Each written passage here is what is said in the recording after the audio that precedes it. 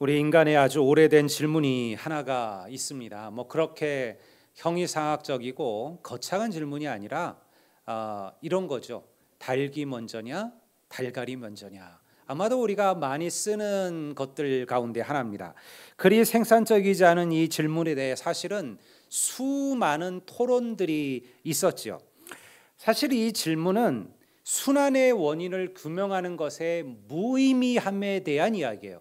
뭐가 먼저가 뭐가 중요하냐 이거죠. 그리고 뭐가 먼저라 말할 수도 없다는 거예요. 이 순환의 그 원인을 규명하는 것은 무의미하다라는 의미에서 사실 우리는 닭이 먼저냐 달걀이 먼저냐라는 질문을 써왔습니다.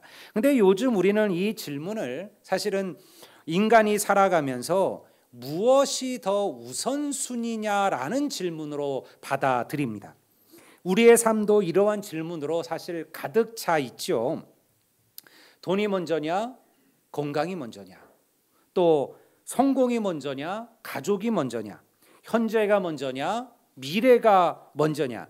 실상 따지고 보면 이 두 가지는 별개의 것이 아닙니다. 깊이 연결되어져 있습니다. 돈이 먼저인가요? 건강이 먼저인가요?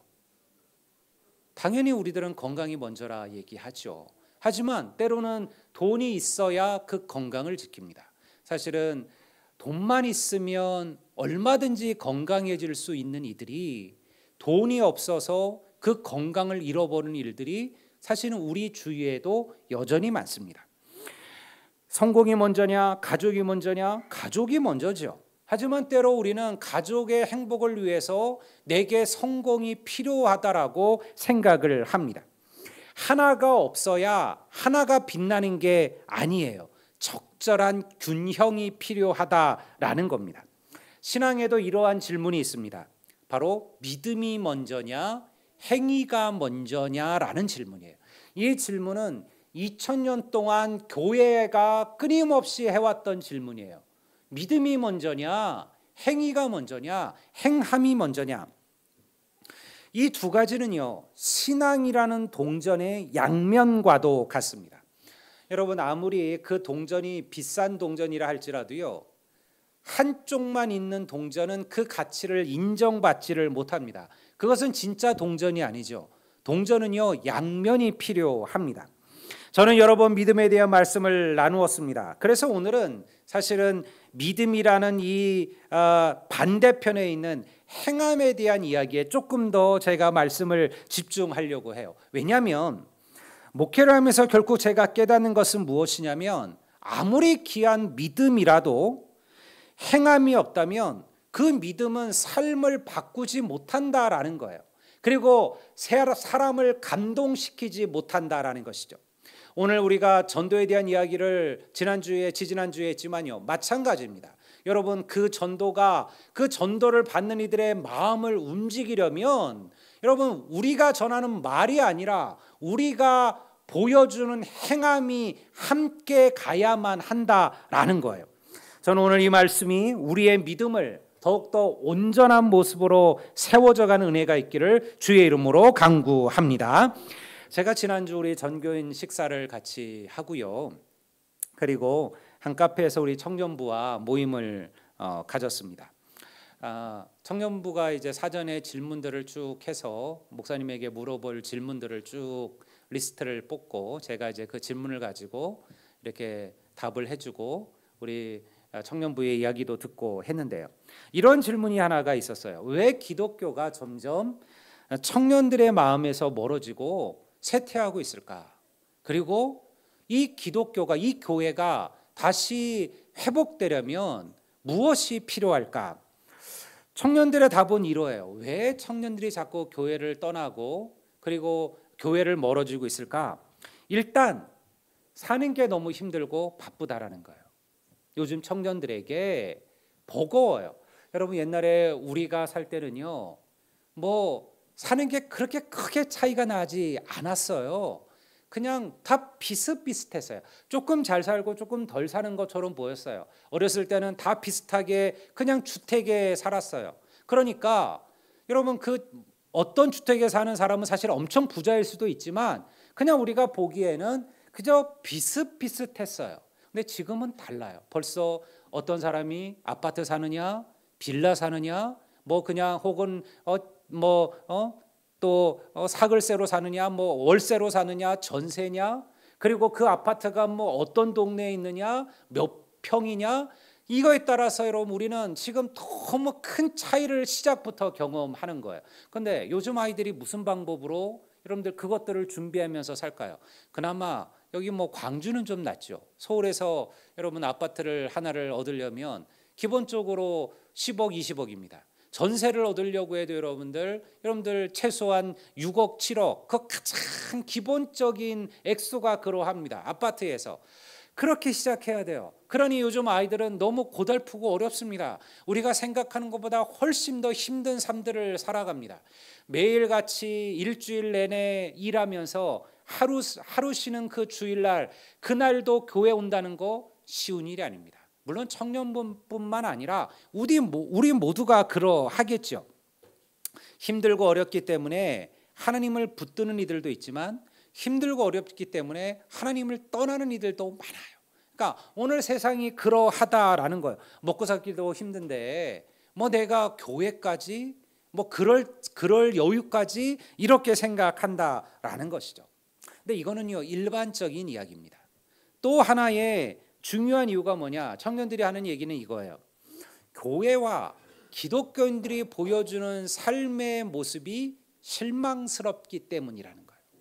목회자들이라든가 교회 중직이라든가 혹은 기독교인이라고 스스로 말하는 이들의 삶을 통해서 그들이 존경할 만한, 배울 만한, 특별할 만한, 이들은 정말 특별한 사람들이구나 느낄 만한 그러한 삶의 이야기를, 행동을 보지 못한다라는 거예요.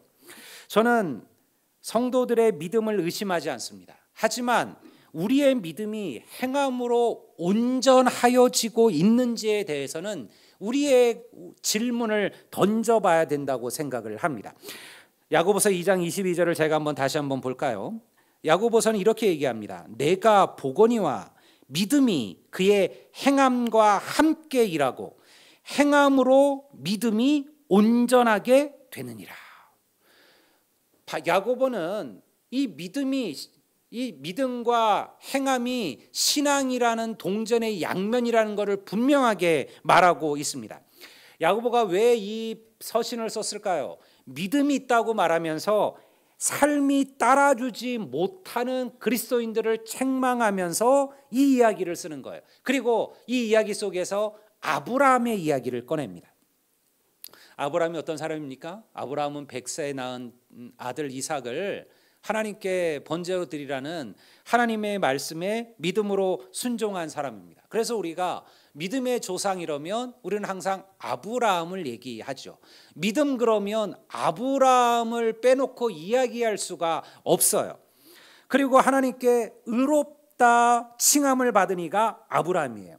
하나님께서 아브라함의 믿음을 인정하셨다라는 거예요. 그런데 야고보가 이 얘기를 하면서 하나님께서 아브라함의 믿음만 보셨느냐? 아브라함의 행함도 보셨다라는 거예요. 하나님께서 이 모든 것을 의롭다 여기셨다. 하나님의 아브라함을 인정하신 것은요, 이 모든 것이 포함되어 있는 거예요. 하나님의 말씀을 믿음으로 받은 아브라함만 있는 게 아닙니다. 새벽 일찍 일어나 아들 이삭을 데리고 모리아산으로 올라가던 아브라함의 행함이 있었습니다. 그 자기 아들 이삭을 제단에 묶어두고요, 그리고 그를 향하여 칼을 내리쳤던 아브라함의 행함이 있었죠. 설령 이 이삭이 죽어도 하나님께서 그를 다시 살리셔서 내게로 돌려주실 것이라는 그 아브라함의 믿음도 있었습니다.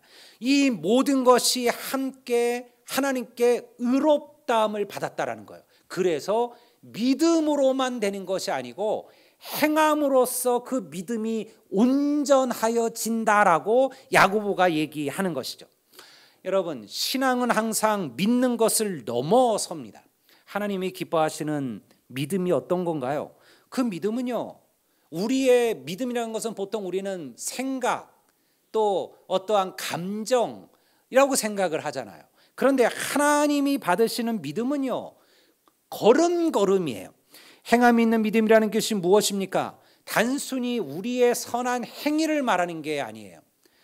그거는 공로죠. 그게 아니라 행함이 있는 믿음이란 내가 고백한 믿음을 실제로 나의 삶을 통해 드러내는 것을 성경이 말하는 행함이 있는 믿음이라고 얘기하는 것이에요. 믿는다고 말하는 이들은 많습니다. 하지만 그 믿음대로 행하는 이들은 많지 않죠. 우리 교회는 부흥될 것입니다 라고 얘기하면 우리 성도들은 다 같이 아멘으로 믿음으로 받습니다. 하지만요, 그 믿음이 정말 부흥으로 연결되려면 반드시 거기에는 행함이 필요한 거죠. 주위에 하나님을 모르는 이들을 찾아가는 행함이 있어야만 합니다. 그리고 그들의 구원을 위하여 눈물로 기도하는 행함이 있어야죠. 그리고 그들을 찾아가 복음을 전하고 전도지를 나누어 주는 행함이 필요하죠. 여러분, 우리가 아무리 부흥을 갈망한다고 한들 그것이 갈망으로 끝난다면 여러분, 그 믿음은 아무런 역사를 이루지 못한다는 거예요. 더 나아가 여러분, 우리는 다음 주에 전도할 태신자들을 생명나무의 열매에 적습니다. 이것도 행함이에요. 여러분들이 이번 한 주간 이 행함을 이루셔야 됩니다. 내가 여러분들이 교회 부흥을 위해서 기도하셨습니다. 제가 지난 4주 소그룹 여러분들이 쓰신 기도의 제목들을 쭉 확인을 다 했어요. 여러분들이 말씀하신 기도 제목대로만 된다면 우리 교회는 부흥할 줄로 믿습니다. 여러분의 믿음은 성장할 줄로 믿습니다. 여러분, 기도대로만 하세요. 기도대로만 행하셔요. 거기에는 수많은 기도의 제목들을 썼어요. 열심히 예배하기를 원하고, 기도의 사람이 되기를 원하고, 전도하기를 원하고, 정말 사랑하며 살기를 원하고, 그리고 교회가 든든히 세워지기를 갈망하고, 그리고 뭐 자녀들을 위한 기도도 있고, 치유를 위한 기도도 있고, 많은 기도가 있습니다. 여러분, 그리고 그 기도대로 될 것이라고 여러분 믿고 계실 겁니다. 그러면요, 이제 그 기도에 힘을 붙이셔야 돼요. 그 믿음에 힘을 붙이셔야 돼요. 그게 믿음이에요. 그래야 갈망하는 믿음이 완성되는 것이죠. 참된 믿음에는요, 행동이 따릅니다. 하지만 여러 부분에서 우리 대부분은 우리의 믿음과 행동은 정반대로 나타날 때가 많아요.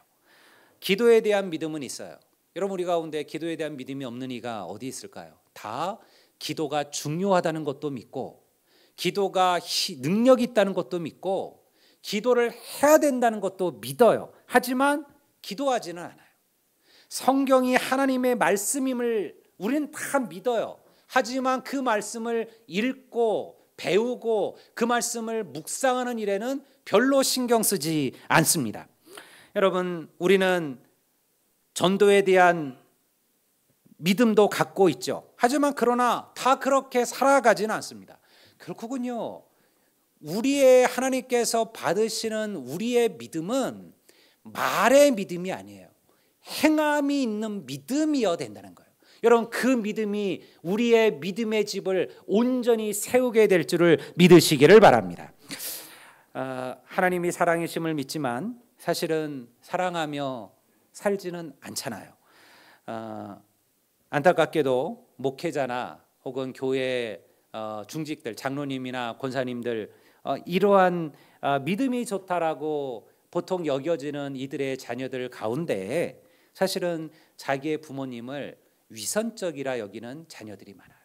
저는 군에 있을 때 젊은 청년들과 얘기를 나누며 그런 아이들을 많이 만났어요. 자기 아버지가 목사님이셔요. 목사님의 아들인데 교회를 안 나와요. 걔가 이제 사회에 있을 때는 다녔겠죠. 아버지 때문이라도 억지로 다녔겠죠. 이제 군에 오니까 아무도 누구도 그를 통제하지 않으니까요, 교회를 안 나오는 거예요. 내가 나중에 알게 됐어요. 그래서 불러가지고, 야, 너는 그래도 목사님의 아들인데 어떻게 교회를 안 나오냐. 그러니까 이 아이가 자기의 속마음을 털어놔요. 자기는 자기 아버지가 너무 위선적이라는 거예요. 자기 아버지가 매일 교회에서 강단 앞에서 하는 이야기와 자기의 가족들에게 가정에서 나에게 하는 것이 너무 다르다라는 거예요. 그러니 목사님자는 별로 사실은 교회 다닐 마음이 없다라는 거예요. 여러분, 이런 일들은요 사실은 수없이 나타납니다. 그래서 저도 항상 저희들 앞에 아이들 앞에서 경계하고 조심하려고 노력합니다. 이런 일도 있었습니다. 예전에 새로 교회 나온 한 성도와 신방한 적이 있었어요. 그분은 교회를 다니던 분이셨습니다. 제가 왜 교회를 떠나셨냐고 물어봤어요. 그분이 누군가의 전도를 통하여 어떤 교회를 다니게 되었다라는 거예요. 열심히 참여했대요. 예배 열심히 드리고 열심히 말씀 듣고 열심히 노력했대요. 그리고 이제 어느 날 이제 구역이 편성이 돼서 구역 예배도 시작을 했대요. 그런데 구역 예배를 드리면서부터 믿음을 잃어버렸다라는 거예요. 구역에 모여서 함께 기도하고 예배하고 찬송할 때는 좋다라는 거예요. 그런데 그렇게 은혜스럽게 예배드리고 나서 구역 예배가 끝나고 난 다음에 앉아서 계속 다른 누군가 성도들 누군가에 대해서 뒷얘기를 하고 뒷말을 하고 비난들을 쏟아붓더라는 거예요. 그거를 보면서 뭐 사실은 모두가 그랬겠습니까? 어쩌다 그럴 수도 있고 뭐 그 구역이 그럴 수도 있겠죠. 근데 이분은 그게 너무 달랐다라는 거예요. 어떻게 이럴 수가 있지? 그러면서 자기는 더 이상 그 교회를 나갈 마음이 없어지더라는 거예요. 그러면서 저한테 하는 얘기가 뭐냐면, 목사님 제가 이 교회를 다녀도 그냥 예배만, 주일 예배만 잘 참여하겠습니다. 저한테 뭐 다른 그런 모임들 하라고 요구하지 않으셨으면 좋겠다고. 제가 그걸 이해를 했어요. 왜냐하면 사실은 이런 이야기들은 교회 안에 얼마든지 있기 때문에 그렇습니다. 우리가 하나님 앞에서 찬송하는 입으로, 하나님을 높이는 입으로, 그리고 주님의 영광을 경외하는 입으로, 그리고 사실은 그 입으로 누군가를 비난하고 누군가를 이야기하고 누군가를 원망하는 말들을 내뱉을 수 있다는 거예요. 그래서 야고보가 뭐라고 얘기합니까? 어찌 한 운물이 쓴물과 단물을 함께 낼 수가 있겠느냐. 그런 운물은 없다는 거예요. 쓴물이면 쓴물만 나오는 거고 단물이면 단물만 나오지, 한 운물에서 쓴물과 단물을 함께 내는 그러한 운물은 없다. 우리의 입은 하나님께서 찬송하고 사랑하고 격려하고 위로하고 사람을 세우라고 주신, 하나님이 주신 하나님의 입술임을 믿으시기를 주의 이름으로 축원합니다. 완전하여질 수는 없습니다. 하지만 노력하셔야만 합니다. 이것이 행함이 있는 믿음이에요. 그래야 우리의 삶이 달라지고 우리를 바라보는 사람들의 모습이 달라지는 것이죠. 여러분, 제가 좋아하는 성경 말씀 한 구절이 있어요. 시편 91편 11절입니다. 한번 다 같이 한번 읽어볼까요? 우리가 시편 91편 11절을 다 같이 읽겠습니다. 그가 너를 위하여 그의 천사들을 명령하사 내 모든 길에서 너를 지키게 하심이라. 할렐루야. 여러분, 이 얼마나 멋진 말이에요. 하나님께서 우리의 가는 길에서 당신의 천사들을 보내셔서 우리들을 지켜주신다라는 거예요. 우리가 간혹 수호천사 이런 얘기할 때요, 이런 구절에서 나온 거예요. 사실은 성경에 수호천사라는 말 자체가 존재하지는 않습니다. 근데 우리가 성경 구절을 보니까 하나님께서 천사들을 보내서 우리의 길을 지키시고 보호하신다. 이게 수호천사 아니겠느냐? 그렇죠. 그렇게 보면 틀린 말이 아니에요. 하나님께서 그렇게 하신다라는 거예요. 그런데요, 이 구절이 그냥 주어진 게 아니에요. 구절에 보면 시편의 기자가 자신의 스스로에게 이렇게 이야기합니다. 내가 말하기를 여호와는 나의 피난처시라 하고 지존자를 나의 거처로 삼았으므로, 자기가 자기 자신에게 하나님은 나의 피난처시오, 하나님은 나의 거처시라, 내가 오직 하나님만을 붙들고 바라보고 갈망하며 그분 안에 살겠습니다 라고 고백했더니, 그리고 그렇게 살았더니 하나님께서 당신의 천사들을 보내어 우리의 가는 길에서 우리들을 지키시고 보호하신다라고 말씀하시는 것이죠. 여러분, 어떤 어려움 속에서도 낙심하지 않는 것, 포기하지 않는 것, 믿음의 말과 믿음의 행동으로 하나님 앞에 나아가는 것, 여러분, 이것이 하나님께서 받으시는 여러분들 행함이 있는 믿음인 줄로 믿습니다. 오늘 우리들의 문제는 항상 우리가 과거에 묶여져 산다라는 거예요. 과거의 나의 삶 때문에 오늘 내게 주어진 삶, 앞으로 내게 주어질 삶의 그 귀함을 깨닫지 못해요. 그리고 자꾸 그 행함을 잃어버리죠. 그저 계속해서 끊임없이 부정적인 생각과 말에 묶여서 한 걸음도 더 나아가지 못한다라는 겁니다. 바라고 원하지만 믿음대로 행동하지는 않습니다. 여러분, 하나님께서 성경에서 우리에게 주신 모든 말씀의 축복은요, 반드시 동사 다음에 등장합니다. 그러니까 믿음은 누가 말하는 것처럼 믿음이라는 단어는 명사가 아니라는 거예요. 믿음은 사실은 우리가 품사로만 보면 믿음은 뭐예요? 명사지요. 명사입니다. 명사예요. 그런데요, 우리가 성경을 보면 사실 믿음은 명사가 아니에요. 믿음은 동사입니다. 믿음은요, 끊임없이 움직이는 거예요. 우리가 행하고 갈망하고 열망하고 그리고 일하고 노력하지 않으면 그 믿음의 열매를 거두기는 어렵습니다. 사도행전을 보세요. 사도행전을 보면요, 하나같이 동사가 시작됩니다. 명하심에 갔다, 하라심에 했다, 이게 사도행전에, 그리고 그 다음 이야기는 하나님의 놀라운 기적과 축복과 부흥의 이야기가 여러분들 기록되어져 있다라는 것이죠. 성도 여러분, 오늘 우리가 하나님을 명사가 아닌 동사로 바라보시기를 주의 이름으로 축원합니다. 하나님이 왜 우리의 믿음이 행동하는 믿음이어야 하느냐? 성경은 하나님을 살아계시다라고 말합니다. 하나님께서 스스로 자신을 나는 죽은 자의 하나님이 아니라 살아있는 자의 하나님이라 그렇게 말하죠. 마태복음 22장 32절에 주님께서 이렇게 얘기하셔요. 나는 아브라함의 하나님이요 이삭의 하나님이요 야곱의 하나님이라 하는 것을 읽어보지 못하느냐? 하나님은 죽은 자의 하나님이 아니요 살아있는 자의 하나님이라 하시니. 이게 무슨 얘기일까요? 왜 하나님께서 당신을 죽은 자가 아니라 살아있는 자의 하나님이라고 말하면서 왜 나는 아브라함의 하나님이요 이삭의 하나님이요 야곱의 하나님이라고 얘기할까요? 아브라함과 이삭과 야곱은 죽었습니까? 살아있습니까?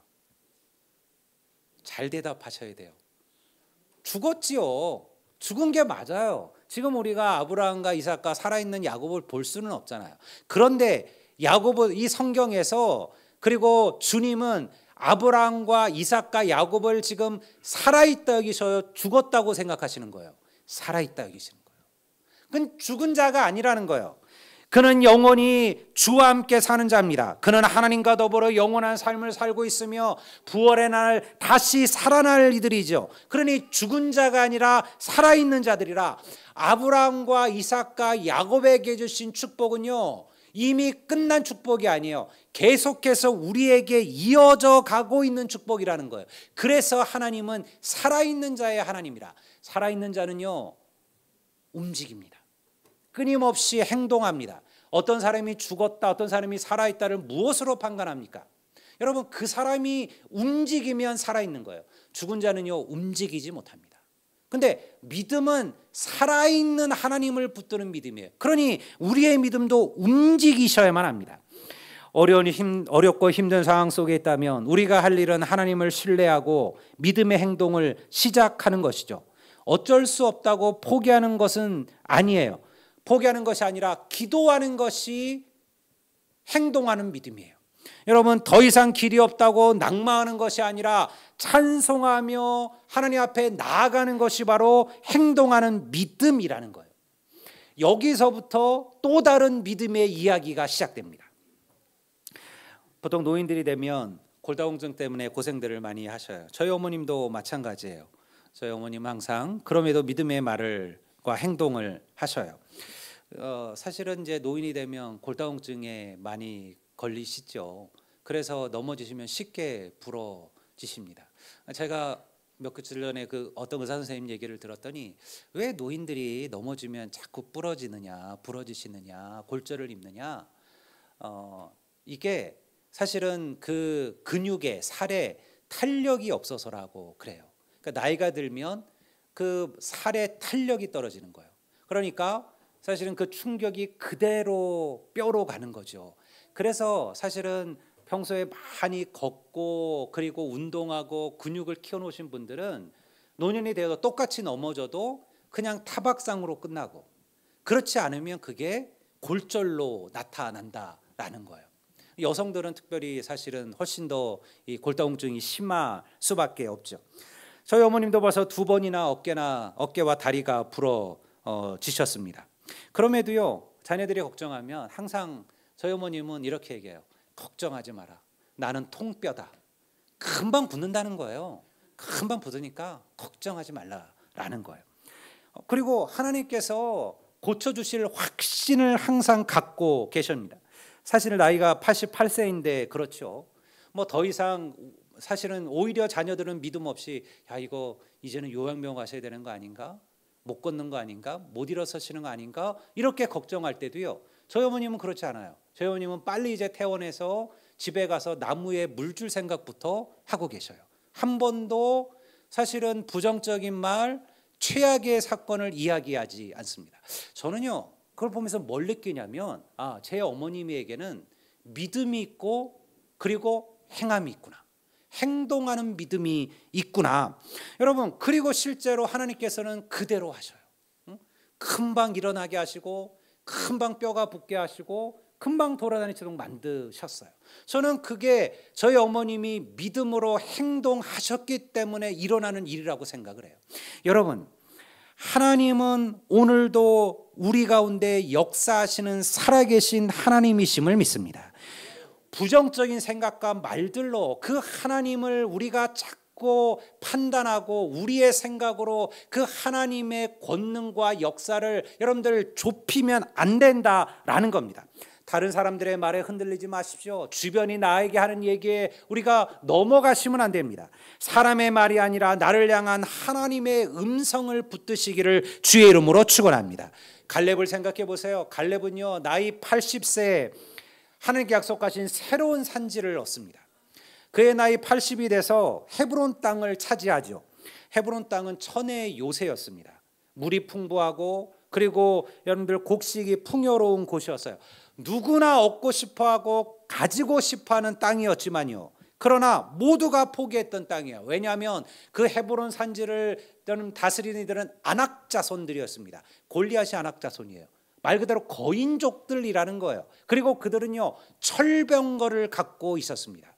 그러니 기병 하나 없는 여러분들 유대 지파가 그리고 이스라엘 백성들이 철병거를 갖고 산악의 단단한 성벽을 갖고 있는 그 거인족 속들을 무슨 방법으로 무너뜨릴까요?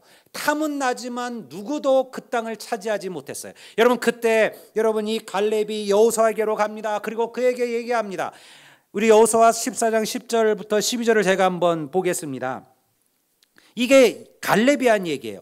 오늘 내가 85세로 돼 모세가 나를 보내던 날과 같아서 내가 오늘도 여전히 강건하니 내 힘이 그때나 지금이나 같아서 싸움에나 출입에 감당할 수 있으니 그날에 여호와께서 말씀하신 이 산지를 지금 내게 주소서.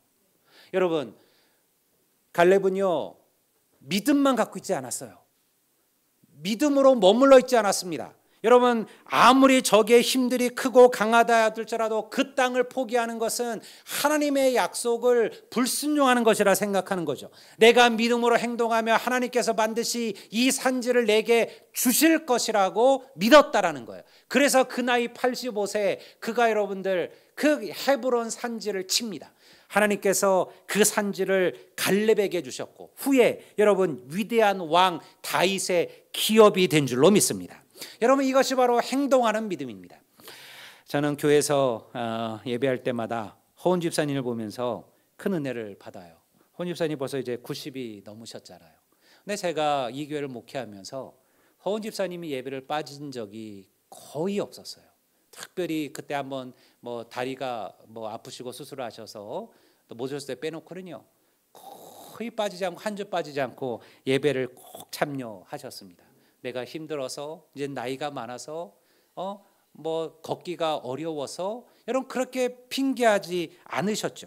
항상 예배 자리를 귀하게 여기셨습니다. 그리고 믿음으로 행동하신 거죠. 행동하는 믿음을 보여주신 거예요. 그리고 하나님께서 그 믿음대로 행하신 거예요.